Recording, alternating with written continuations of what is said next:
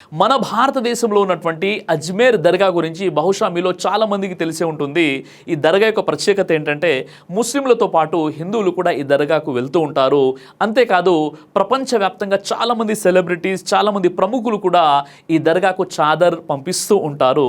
అయితే ఇప్పుడు ఈ దర్గాకు సంబంధించినటువంటి ఒక వివాదం అయితే ఇప్పుడు తెర మీదికి వచ్చింది.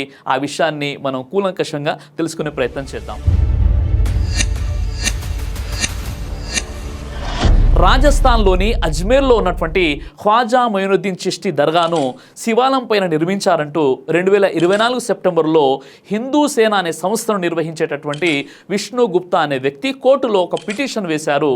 దర్గాలో శివాలయం ఉందంటూ సెప్టెంబర్లో దాఖలైనటువంటి పిటిషన్ను నవంబర్ 27న విచారించారు. హిందూ సేన సంస్థను నిర్వహించే విష్ణు గుప్తా తరపున advocate Yogesh Siroja Ajmer court civil judge Manmohan Chandel ముందు అజ్మీర్ షరీఫ్ దర్గాలో శివాలయం ఉన్న ప్రదేశంలో పూజలు చేసుకునేందుకు హిందువులను అనుమతించాలని కోర్టుని కోరడం జరిగింది. అలాగే అజ్మేర్ దర్గాను సంకట్ మోచన్ మహదేవ్ ఆలయంగా ప్రకటించాలని ఆ విష్ణు గుప్తా వాదించారు కూడా. అడ్వకేట్ విష్ణు గుప్తా దర్గాలో ఆలయం ఉందన్న వాదనకు 3 ఆధారాలు ఆయన జడ్జి ముందు ఉంచాడు. మొదటి ఆధారం ప్రకారం బ్రిటిషర్ల పాలనలో అజ్మీర్ మున్సిపాలిటీ కమిషనర్గా పనిచేసినటువంటి హర్బిలాస్ సర్దా 1911లో రాసినటువంటి Ajmer the historic and descriptive అనేటటువంటి పుస్తకంలో ఆలయంపై దర్గాను నిర్మించడం గురించి ప్రస్తావించారు అని, మనం దీని ఒక ఆధారంగా తీసుకోవచ్చు అని చెప్పాడు. ఇక రెండో ఆధారం గురించి చెబుతూ మా స్థాయిలో పరిశోధన చేసి పుస్తకంలోని సమాచారం ఆధారంగా దర్గాను సందర్శించాం. హిందూ దేవాలయాన్ని కూల్చివేసి దాని మీద దర్గా నిర్మించారు. దర్గా గోడలు, తలుపులపై చెక్కిన ఆకృతులు హిందూ దేవాలయాలను గుర్తుకు తెస్తాయని, కాబట్టి ఇది రెండో ఆధారం అన్నాడు. ఇక మూడో ఆధారం ఏం చెప్పాడంటే అజ్మీర్ అందరికీ తెలుసు, వారి పూర్వీకులు అక్కడ ఒక శివలింగం ఉండేదని చెప్తారు, అక్కడ ఒక హిందూ దేవాలయం ఉండేదని చెప్తారు. ఇది తన వద్ద ఉన్న మూడో ఆధారం అని విష్ణుగుప్తా కోర్టులో వివరించారు. దాంతో అజ్మీర్ కోర్టు బుధవారం మైనార్టీ వ్యవహారాల మంత్రిత్వ శాఖ దర్గా కమిటీ ఆర్కియాలజికల్ సర్వే ఆఫ్ ఇండియాకు నోటీసులు జారీ చేసింది. కోర్టు తర్వాత విచారణను డిసెంబర్ 20కి వాయిదా వేసింది. దీనిపై అజ్మీర్ దర్గా ప్రధాన వారసుడైనటువంటి సయ్యద్ నసీరుద్దీన్ చిష్తి ఈ కేసును చట్టబద్ధంగా ఎదుర్కొంటాం, కొంతమంది పాపులారిటీ కోసం ఇలాంటి పనులు చేస్తూ ఉంటారు, ప్రతిరోజు కోర్టుకు వెళ్ళి పిటిషన్లు వేస్తూ ఉంటారు, మసీదు లేదా దర్గాలో దేవాలయం ఉందని చెప్తారు, 1911 నాటి పుస్తకం ఆధారంగా వాళ్ళు చేస్తున్న వాదనలకు విశ్వసనీయత లేదు, 850 ఏళ్ల చరిత్రను 100 ఏళ్ల నాటి పుస్తకం ఆధారంగా మనం తిరస్కరించలేం కదా అని అన్నారు. ఖ్వాజా సాహెబ్ ఆస్థానానికి 850 సంవత్సరాల చరిత్ర ఉంది. ఈ 800 సంవత్సరాల్లో జైపూర్, జోధ్పూర్, కోట, గ్వాలియర్ సహా రాజులందరికీ దర్గాతో మంచి అనుబంధం ఉంది. ఇందులో శివాలయం ఉంటే వాళ్ళంతా అభ్యంతరం చెప్పకుండా ఉంటారా అని నసీరుద్దీన్ ప్రశ్నించారు. కేంద్ర ప్రభుత్వం ప్రార్థనా స్థలాల చట్టం 1991ని మరింత పటిష్టం చేయాలి, మతపరమైన స్థలాలకు సంబంధించినటువంటి 1947కి ముందు ఉన్న వివాదాలను పక్కన పెట్టాలి, కోర్టు నిర్ణయం ఏదైనా సరే దాన్ని గౌరవించాల్సిందే. అయితే ప్రభుత్వం ఇలాంటి వ్యక్తులు వివాదాలు సృష్టించకుండా చేయాలని మీడియాతో మాట్లాడారు. అయితే ప్రస్తుతం ట్రెండింగ్ లో ఉన్న ఈ అజ్మీర్ దర్గా షరీఫ్ అనేది సూఫీ సన్యాసి ఖ్వాజా మొయినుద్దీన్ హసన్ చిష్తి యొక్క సూఫీ సమాధి. ఇది భారతదేశంలోని రాజస్థాన్లోని అజ్మీర్లో ఉంది. మొయినుద్దీన్ చిష్తి 13వ శతాబ్దానికి చెందినటువంటి ఒక సూఫీ సన్యాసి మరియు తత్వవేత్త. ఇతను ఇరాక్లో జన్మించారు. ఈయన 1236లో ఢిల్లీకి వచ్చాడు. కొంతకాలం తర్వాత ఢిల్లీ నుండి అజ్మీర్కు వచ్చాడు. ఆ సమయంలో అతను ప్రసిద్ధ సున్నీ హంబలి పండితుడు, అంటే ఆలిం, మరియు అబ్దుల్లా అన్సారీ రచనల ద్వారా ఆయన ప్రభావితమయ్యాడు. అజ్మీర్లో మొయినుద్దీన్ ఒక ఉన్నతమైన ఆధ్యాత్మిక బోధకుడిగా మరియు గురువుగా కీర్తిని పొందాడు. మొయినుద్దీన్ మరణించిన తర్వాత ఏకగ్రీవంగా గొప్ప వలిగా పరిగణించబడ్డాడు. మొయినుద్దీన్ చిష్తి గారి యొక్క సమాధి అతని మరణం తర్వాత శతాబ్దంలో అత్యంత గౌరవనీయమైనటువంటి ప్రదేశంగా మారింది. ఈ విధంగా రాజస్థాన్లోని అజ్మీర్లో ఉన్నటువంటి అజ్మీర్ దర్గా ప్రపంచవ్యాప్తంగా చాలా ప్రసిద్ధి చెందింది. గరీబ్ నవాజ్ ఖ్వాజా మొయినుద్దీన్ హసన్ చిష్తి యొక్క ఈ దర్గా దేశంలోని పవిత్ర స్థలాల్లో ఒకటిగా భావిస్తారు. ప్రపంచ నలుమూలల నుండి పేరు పొందినటువంటి ప్రముఖులు ఇక్కడికి వస్తూ ఉంటారు. ప్రతి సంవత్సరం లక్షలాది మంది భక్తులు ఇక్కడికి వచ్చి మొక్కులు చెల్లించుకుంటారు. ప్రతిరోజు సుమారు 20,000 మంది యాత్రికులు ఈ ప్రదేశాన్ని సందర్శిస్తూ ఉంటారు. మొయినుద్దీన్ చిష్తి యొక్క వర్ధంతి సందర్భంగా జరిగేటటువంటి ఉర్సు ఉత్సవాల్లో సుమారు 5 లక్షల మంది ప్రజలు ఉర్సుకు హాజరయ్యేందుకు వస్తారు. ఈ ఉర్సు సందర్భంగా వివిధ ప్రజాప్రతినిధులు చాదర్ పంపిస్తూ ఉంటారు. అమెరికా అధ్యక్షుడైనటువంటి బరాక్ ఒబామా దేశ ప్రజల ప్రజల తరపున స్నేహం శాంతి సందేశంతో యునైటెడ్ స్టేట్స్ ఎంబసీ ఎరుపు మరియు ఆకుపచ్చ చాదర్ని అజ్మేర్ దర్గా యొక్క 803వ ఉర్సు సందర్భంగా ఆయన పంపించారు కూడా. అదేవిధంగా 2015 సంవత్సరంలో మొయినుద్దీన్ చిష్తి 808వ ఉర్సులో ముస్లిం మత పెద్దలతో జరిగినటువంటి సమావేశంలో అజ్మీర్ షరీఫ్ దర్గాలో ప్రధానమంత్రి నరేంద్ర మోదీ గారు చాదర్ను అందజేశారు. ఢిల్లీ ముఖ్యమంత్రి అరవింద్ కేజ్రీవాల్ గారు కోవిడ్-19 ముగింపు కోసం ప్రార్థిస్తూ 809వ ఉర్సు సందర్భంగా అజ్మీర్లోని ఖ్వాజా మొయినుద్దీన్ చిష్తి దర్గా వద్ద చాదర్ను సమర్పించారు కూడా. కాంగ్రెస్ నాయకుడు రాహుల్ గాంధీ గారు, కాంగ్రెస్ మైనారిటీ శాఖ ప్రతినిధి బృందం అజ్మీర్ షరీఫ్ దర్గా 810వ ఉర్సు కోసం చాదర్ పంపించారు కూడా. ఇలా చెప్పుకుంటూ పోతే ఎంతో మంది ప్రముఖులు దేశ విదేశాల నుండి అజ్మీర్ దర్గాను సందర్శించడమే కాకుండా చాదర్ను కూడా వారు సమర్పిస్తూ ఉంటారు. ఇలాంటి ప్రాముఖ్యతను సంతరించుకున్నటువంటి అజ్మీర్ దర్గాపై సర్వే చేయాలని స్థానిక కోర్టు ఆదేశించిన తర్వాత నవంబర్ 29న ఢిల్లీ మాజీ lieutenant governor Najeeb Jung, united కింగ్డమ్లో భారత మాజీ హై కమిషనర్గా పనిచేసినటువంటి శివ్ ముఖర్జీ, మాజీ ప్రధాన ఎన్నికల కమిషనర్ అయినటువంటి ఎస్వై ఖురేషి, అలాగే ఆర్మీ స్టాఫ్ మాజీ వైస్ చీఫ్ లెఫ్టినెంట్ జనరల్ లాంటి ప్రముఖులతో సహా దాదాపు అరడజను మంది మాజీ బ్యూరోక్రాట్స్ మరియు దౌత్యవేత్తల బృందం జమీరుద్దీన్ షా మరియు reserve bank of India RBI మాజీ డిప్యూటీ గవర్నర్ రవివీర గుప్తా మధ్యయుగపు మస్జిద్ మరియు దర్గాల ప్రదేశాలలో దేవాలయాల ఉనికిని నిరూపించాలని పురావస్తు సర్వేలను డిమాండ్ చేస్తున్న హిందువులకు ప్రాతినిధ్యం వహిస్తున్నటువంటి అజ్ఞాత సమూహాల గురించి ప్రస్తావిస్తూ దేశ ప్రధానికి ఒక లేఖ కూడా రాశారు.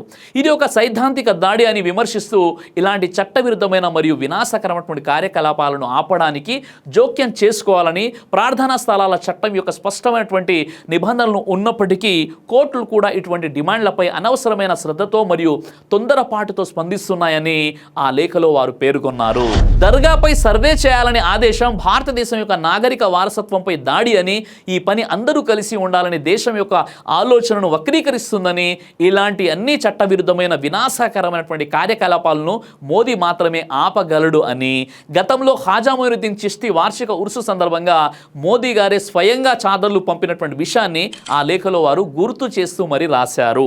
భారత ఉపఖండంలో ప్రత్యేకమైన సూఫీ భక్తి ఉద్యమం దయా, కరుణ, సహనం మరియు సామరస్యానికి అంతర్భాగంగా సాగే ఉద్యమంలో ఆదర్శంగా నిలిచిన ఒక సాధువు తన అధికారం కోసం ఏదైనా ఆలయాన్ని ధ్వంసం చేశాడనే ఆలోచనే హాస్యాస్పదంగా ఉంది అని ఆ లేఖలో వారు పేర్కొన్నారు. ఈ ప్రత్యేకమైన క్షేత్రంపై సైద్ధాంతిక దాడి అనేది మన నాగరికత వారసత్వంపై దాడిగా భావించాలి అని చెప్పారు. మీరే పునరుజ్జీవింపజేయాలని కోరుకునే సమ్మిళిత భారతదేశం యొక్క ఆలోచనను వక్రీకరిస్తుందని, ఇలాంటి అవాంతరాలు జరుగుతున్న సమాజం పురోగమించదు, భారత అభివృద్ధి చెందాలి అనే మీ కల ఫలించదు అని ఆ లేఖలో పేర్కొన్నారు.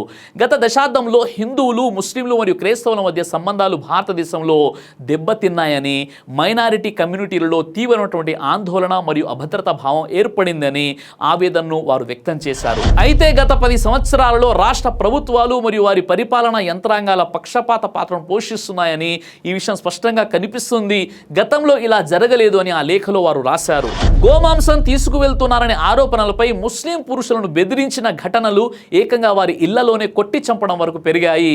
అంతేకాదు చాలా స్పష్టంగా ముస్లింలను జెనోసైడ్ చేయాలి అనే ఇస్లామోఫోబియో ద్వేషపూరిత ప్రసంగాలు జరగడం ఇంకా మరీ దారుణం అని ఆందోళన వ్యక్తం చేశారు. ఇటీవల కాలంలో ముస్లిం వ్యాపార సంస్థలు మరియు తినుబండారాలను బహిష్కరించాలని, ముస్లింలకు ఇళ్లను, స్థలాలను అద్దెకు ఇవ్వకూడదని చెప్పడం, ముస్లింల ఇళ్లను బుల్డోజింగ్కు ముఖ్యమంత్రులే నేతృత్వం వహిస్తున్నారు అని ఆ లేఖలో విమర్శించారు కూడా. దాదాపు 1.54 లక్షల ఉపాధులు దెబ్బతిన్నాయి మరియు లక్షల మంది నిరాశ్రులయ్యారు, వారి వ్యాపార స్థలాలను కోల్పోయారు అని, ఇందులో బాధితులు ఎక్కువగా ముస్లింలే అని, ఇలాంటి ఘటనలు గతంలో జరగలేదు, ఇలాంటి ఘటనలు ఇక్కడి మైనారిటీలకే కాకుండా విదేశాల్లో ఉన్న లౌకిక భారతీయులందరినీ కూడా కదిలించి వేసింది అని ఆ లేఖలో వారు తెలిపారు. మతపరంగా దేశంలో ఇలాంటి దారుణమైనటువంటి పరిస్థితులు ఉన్నప్పుడు ఈ సంఘటనలు సరిపోవన్నట్లుగా మధ్యయుగపు మసీదులు మరియు దర్గాలపై పురాతన హిందూ దేవాలయాల ఉనికి నిరూపించడానికి పురావస్తు సర్వేలను డిమాండ్ చేస్తూ దేశంలో మైనారిటీలను మరింత రెచ్చగొట్టడమే అని ఆ లేఖలో వారు రాశారు. ముఖ్యమంత్రులు మరియు వారి ఆధ్వర్యంలోని పరిపాలనలు చట్టానికి మరియు రాజ్యాంగానికి కట్టుబడి ఉండేలా చూడాలని వారు ప్రధానమంత్రిని కోరారు. మీరు ప్రధానమంత్రిగా సమగ్ర భారత్ అందరికీ చెందినదిగా ఉండాలని, ఇలాంటి సందేశం ఇవ్వడానికి మీ అధ్యక్షతన తక్షణమే సర్వమత సమావేశం నిర్వహించాలని ఆ లేఖలో వారు డిమాండ్ చేశారు కూడా. సమయం చాలా విలువైనది. మత సామరస్యం కొనసాగించాలనే సంకల్పం మీ ప్రభుత్వంలో బలంగా ఉందని, భారతీయులందరికీ ముఖ్యంగా మైనారిటీ వర్గాలకు భరోసా ఇవ్వాలని మేము మిమ్మల్ని కోరుతున్నామని వారు ప్రధానమంత్రి నరేంద్ర మోదీ గారికి రాసినటువంటి లేఖలో ఉన్నటువంటి విషయాలు ఇవి. మొన్నేమో జ్ఞానవాపి మసీద్, నిన్న సంభాల్ మసీద్, నేడు అజ్మీర్ దర్గా, ఇలా ముస్లింల ప్రార్థన స్థలాల క్రింద హిందూ దేవాలయాలు ఉన్నాయని కోర్టులో కేసులు వేయడం, కోర్టు ఏఎస్ఐ వారిని సర్వే చేయమని ఆదేశించడం, సర్వే వాళ్ళు అక్కడికి వెళ్ళగానే హిందువులు మా మందిర్ అని, ముస్లింలు మా మస్జిద్ అని ఒకరిపై మరొకరు పరస్పరం రాళ్ల దాడులు, దాంతో అక్కడికి పోలీసులు రావడం, కాల్పులు జరపడం, అందులో ఏదో ఒక వర్గం వారు మరణించడం, ఆ తర్వాత ఇరు వర్గాల వారు శత్రువులైపోవడం, ఇలా గత కొంతకాలంగా మనం చూస్తూనే ఉంటున్నాం. ఇంతమంది గొప్ప గొప్ప ప్రముఖులు ప్రధానమంత్రి గారికి లేఖ రాశారు అంటే మనకు అర్థమవుతుంది గత కొన్ని సంవత్సరాలుగా ముస్లింల ప్రార్థనా స్థలాల పట్ల, ముస్లింల వ్యాపారుల పట్ల, ముస్లింలు చేసేటువంటి పనుల పట్ల ఎంత తీవ్రమైనటువంటి వ్యతిరేకత పెరిగిపోతుందో ఇక్కడ స్పష్టంగా మనకు తెలుస్తుంది. ఇది మన దేశ భవిష్యత్తుకు గొడ్డలి పెట్టు లాంటిదని కూడా ఆ ప్రముఖులు మన ప్రధానమంత్రికి లేఖ రాయడం జరిగింది. అయితే సోదరులారా, ఇప్పుడు ఏదైతే అజ్మీర్ దర్గా వివాదం తలెత్తిందో, నేనైతే ఇంతవరకు అజ్మీర్ దర్గాకు వెళ్ళలేదు. ఎందుకంటే నేను దర్గాలకు వెళ్ళను, మసీదుకు వెళ్తాను. కానీ ప్రముఖ సూఫీ పండితుడైనటువంటి ఖ్వాజా మొయినుద్దీన్ చిష్తి రహ్మతుల్లా అలై వారు ఆయన భారతదేశంలోని అంటరానితనాన్ని నిర్మూలించి సమానత్వాన్ని, మత సామరస్యాన్ని, జాతీయ సమైక్యతను, విశ్వ మానవ సౌభ్రతృత్వాన్ని, కరుణ మరియు ప్రేమ, జాలి, దయను మానవాళికి బోధించినటువంటి గొప్ప వ్యక్తి ఆయన. ఆయనను అనుసరించేటటువంటి ఆనాటి ప్రజలు కూడా అదే వ్యక్తిత్వాన్ని కలిగి ఉన్నారు. అలాంటప్పుడు ఆయన చనిపోతే ఆయన బోధనలకు వ్యతిరేకంగా ఆయన సమాధిని శివాలయం పైన ఎలా కడతారు, ఇంకా ఎక్కడ స్థలం లేనట్లుగా, ఇది పచ్చి బూటకం, ఇందులో ఎలాంటి వాస్తవం లేదు. ఇది కేవలం ముస్లింలను భయపెట్టడానికి మరియు ముస్లింల అస్తిత్వాన్ని రూపుమాపడానికి చేసేటటువంటి కుట్రలు తప్ప మరి ఏమీ కావు. కాబట్టి ఈ విషయాన్ని దృష్టిలో పెట్టుకునేనా ముస్లిం సమాజానికి సిగ్గు రావాలని నేను మనస్ఫూర్తిగా కోరుకుంటున్నాను. ఎందుకంటే మీ జమాత్ వేరు, మా జమాత్ వేరు, మీ మస్లక్ వేరు, మా మస్లక్ వేరు అనేటటువంటి సంకుచిత ఆలోచనలను వదిలిపెట్టి అందరూ ఖురాన్ మరియు సున్నత్ వెలుగులో ఐక్యమత్యంగా జీవితం గడపాలి. ఇప్పుడు ఇది నా సమస్య కాదు, ఇది నా మస్లక్ కాదు అని మీరు భావించవచ్చు. కానీ రాబోయే రోజుల్లో మీ మసీద్, మీ మస్లక్ వైపున కూడా ఇలాంటి ఉపద్రవాలు వచ్చేటటువంటి అవకాశాలు ఉంటాయి.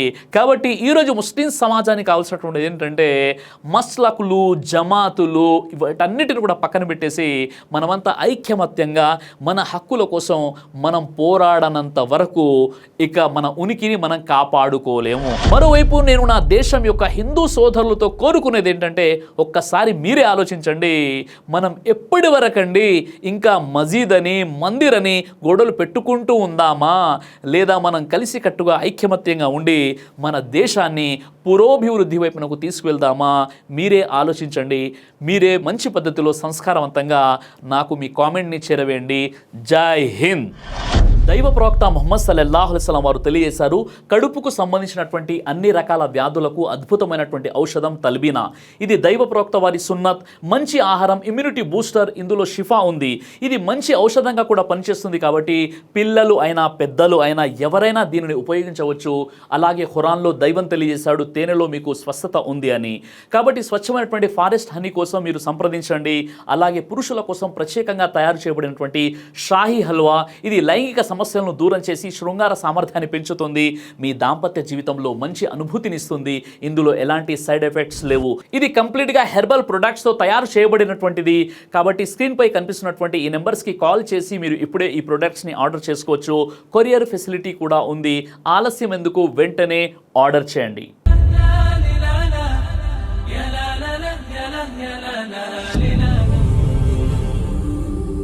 బ్రదర్ సిరాజ్ అని యూట్యూబ్ ఛానల్ని మీరు సబ్స్క్రైబ్ చేసినట్లయితే ఇన్షాల్లా దైవచిత్తం అయితే మీకు వీడియోస్ వస్తుంటాయి. అదేవిధంగా బ్రదర్ సిరాజ్ అనేటటువంటి ఫేస్బుక్ని కూడా లైక్ చేయడం వల్ల మీకు వీడియోస్ వస్తుంటాయి.